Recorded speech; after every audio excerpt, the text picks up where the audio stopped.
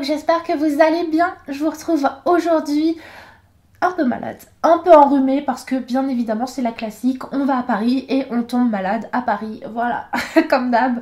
Mais bon, je regrette pas du tout d'être allée à Paris parce que comme vous avez vu dans les images d'intro, je suis allée au KCX 4. Donc le KCX, si jamais vous connaissez pas, en fait c'est un grand événement e-sport organisé par la structure Carmine Corp, dont je suis fan.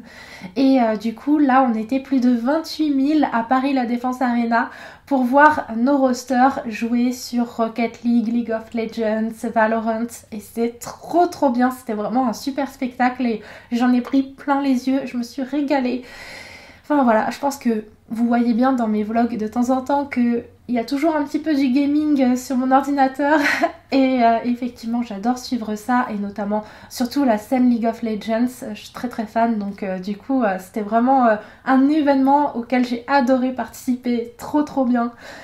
Même si aujourd'hui je suis malade, encore une semaine après, mais c'est pas grave, ça valait le coup, je tank. Aujourd'hui, entre deux quintes de tout, je vais essayer de revenir sur mes précédentes lectures, du coup, donc les livres que j'ai lus depuis le dernier vlog. C'est un petit peu le rituel, hein, je commence toujours mes vlogs lecture comme ça depuis quelques mois, donc écoutez, allons-y. Donc, qu'est-ce que j'ai lu depuis le dernier vlog? Eh bien, 2 livres, oui, qui sont juste ici, et je vais commencer par vous parler de La Petite Maison dans la Prairie.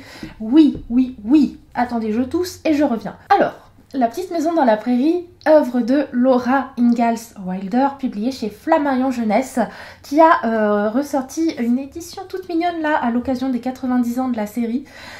Mais ouais, La Petite Maison dans la Prairie, moi bah du coup je regardais la série quand j'étais toute petite. En fait, ma maman elle mettait ça le midi et du coup j'ai pas mal regardé cette série et j'ai jamais lu les livres. Mais ce qu'il faut savoir sur les livres, et que vous ne savez peut-être pas, c'est que c'est une histoire vraie en fait. Laura Ingalls Wilder a réellement existé et à l'âge adulte, elle a choisi d'écrire une saga jeunesse qui raconte l'histoire de sa famille, l'histoire de sa vie également. Laura Ingalls Wilder, c'était une femme hyper indépendante, très forte pour son époque et c'est vrai que du coup, bah, on suit ses petites aventures et dans ce tome-ci, elle est encore toute petite. Vraiment, c'est une toute petite Laura qu'on suit accompagnée de sa sœur Marie et de son autre sœur Carrie qui est encore un tout petit bébé et bien évidemment des parents Charles et Caroline. Alors c'est vraiment un tome qui n'est pas adapté je crois dans la série hein, parce que ça se passe vraiment bien avant toute l'épopée à Walnut Grove. Là Charles et Caroline, les deux parents, ont décidé d'entreprendre un voyage pour aller s'installer dans l'ouest américain et ils vont commencer à y créer leur petite maison. Donc oui, c'est eux planche par planche qui vont créer leur maison, surtout le papa Charles. Il y va, il construit tous les murs, les chambres, les objets, tables, lits, tout, petit à petit au fur et à mesure de ce récit. On va suivre la progression, la construction de cette maison. Et on va suivre également toute la petite vie familiale, hein, avec également les 3 sœurs, la maman Caroline.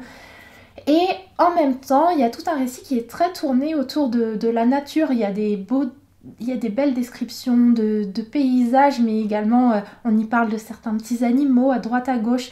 En ça m'a vraiment fait penser à la saga Anne de Green Gables. Et aussi, ce qui m'a fait penser à cette saga-là, c'est l'ambiance de ce livre qui est hyper cosy, doudou. Enfin, vraiment, ce livre, quand on se plonge dedans, on est hyper bien. C'est comme être à la maison. Vraiment, c'est hyper réconfortant. J'ai beaucoup aimé, moi, suivre cette petite famille. J'ai qu'une envie, c'est de la voir dans les tomes suivants parce que franchement, mais cette lecture, ça fait tellement du bien quand on est dedans. Le seul petit point un petit peu touchy, je dirais, c'est que à partir du moment où c'est une autobiographie, faut prendre en compte que oui, Laura Ingalls Wilder va nous retracer les événements tels qu'ils se sont passés à son époque. Donc on est à la fin du 19e siècle et dans les années 1800 et quelques, clairement les parents de Laura et notamment la maman Caroline a énormément de préjugés et très hostiles envers le peuple qu'ils appellent alors les Indiens, donc aujourd'hui on appelle plutôt le peuple autochtone. Mais à l'époque on les appelait les Indiens et clairement Caroline on sent que voilà, elle les aime pas. Donc ouais, ça peut être un peu bizarre, hein, surtout à notre époque de lire ce genre de récit, mais faut se dire que bah, c'est un récit autobiographique et que ça dépeint la société de l'époque. Le papa de la famille, Charles, lui, il est beaucoup plus ouvert d'esprit envers les Indiens. Et du coup, bah, forcément, c'est un élément à prendre en compte dans ce récit parce que Charles et Caroline vont venir s'installer à côté d'un territoire indien, ou même dessus, je sais plus exactement. Donc forcément, ils vont se côtoyer. Mais au-delà de cet aspect, le reste du livre est tellement agréable, c'est une vraie lecture doudou dans laquelle on se sent bien, que moi j'ai très envie de lire la suite et de retrouver cette petite famille et de la voir évoluer à Walnut Grove et pouvoir faire les comparaisons avec mes souvenirs de la série. Le second roman que j'ai terminé, c'est Elle et la cendre d'Alice Doublié, publié chez Hachette Romans, qui est la suite d'Elle et le feu, un roman de fantasy où on va suivre plusieurs royaumes, dont un qui a un petit peu plus de pouvoir, de poids sur les autres, on va dire. Et dans ce royaume-là, le prince est en âge de se marier. Du coup, toutes les princesses des royaumes alentours vont venir dans son royaume à lui, afin qu'il puisse faire son choix. Et nous, dans tout ça, dans ce premier tome, on va s'intéresser plus particulièrement à 3 personnages, 3 potentielles prétendantes à devenir la future princesse, la future femme du prince. Notamment, il y a Alia. Alia qui, elle, eh bien, possède une magie interdite, la magie du feu. Donc elle va se rendre auprès du prince, mais clairement, faut pas qu'elle soit choisie parce que si jamais le prince se rend compte de ses pouvoirs, eh bien, elle pourrait être exécutée. Dans l'eau, on a également Effia. Effia, c'est une jeune femme dont la maman est extrêmement appréciée de son peuple et on sent que Effia, elle a envie de sortir un petit peu de l'ombre de sa mère, elle veut faire ses preuves. Et on va également y suivre Sibylle. Sibylle, elle vit dans un royaume qui est gouverné par des femmes. Clairement, les hommes n'ont pas une grande place, une grande importance dans ce royaume, mais forcément une alliance stratégique avec le prince, ça peut quand même aider. Donc voilà, on va principalement suivre ces 3 jeunes femmes et dit comme ça, on pourrait s'attendre à un récit type La Sélection. Mais en fait, le côté séduction avec le prince, enfin séduction ou pas séduction, ça va vraiment durer qu'un temps et très vite, l'histoire va basculer sur autre chose, sur un aspect plus difficile, notamment sur de la guerre. Et donc là, on va retrouver un petit peu tout ce petit monde pour un tome 2 qui clôture cette saga, cette duologie.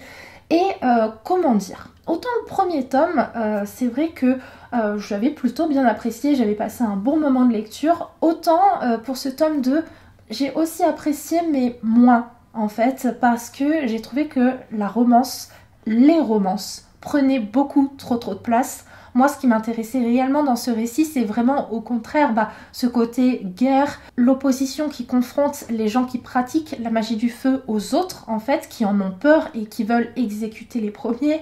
Enfin, vraiment, moi, c'était un aspect de l'histoire que je trouvais hyper intéressant et c'était l'aspect qui m'intéressait le plus. Mais c'est vrai que dans ce tome-ci, on est beaucoup tourné autour des différentes romances des personnages, notamment Alia qui est peut-être le personnage féminin qu'on suit le plus, et Alia vraiment, je crois que j'en avais un peu marre parce que un coup, eh bien là, elle a une romance avec un personnage, puis finalement, en fait non, le premier c'était pas le bon, c'est peut-être plus une romance avec le deuxième. Puis en fait non, parce que le deuxième c'est peut-être pas assez, peut-être qu'en fait c'est peut-être un troisième personnage en fait qui est la vraie romance d'Alia. Et en fait non, finalement c'est le quatrième. Et vraiment moi j'avoue que c'était pas forcément ce que je recherchais dans cette saga et du coup ça m'a un peu lassée, je l'avoue, et même la romance des autres personnages qui était peut-être un petit peu moins compliquée, mais ouais, c'était pas mon truc. Mais sur l'aspect guerre et sur l'aspect confrontation entre 2 philosophies d'esprit finalement qui s'opposent, ça j'ai vraiment bien aimé.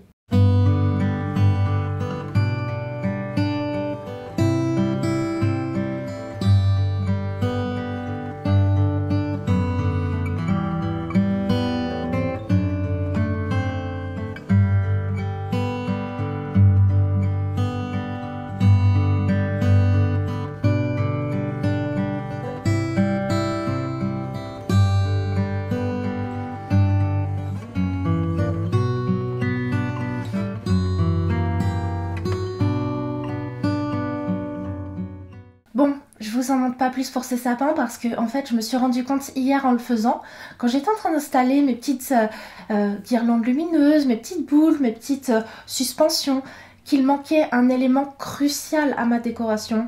Les oranges séchées. J'ai complètement zappé, je les ai pas encore faites et du coup faut que je m'en occupe la prochaine fois et comme ça on termine ce sapin ensemble.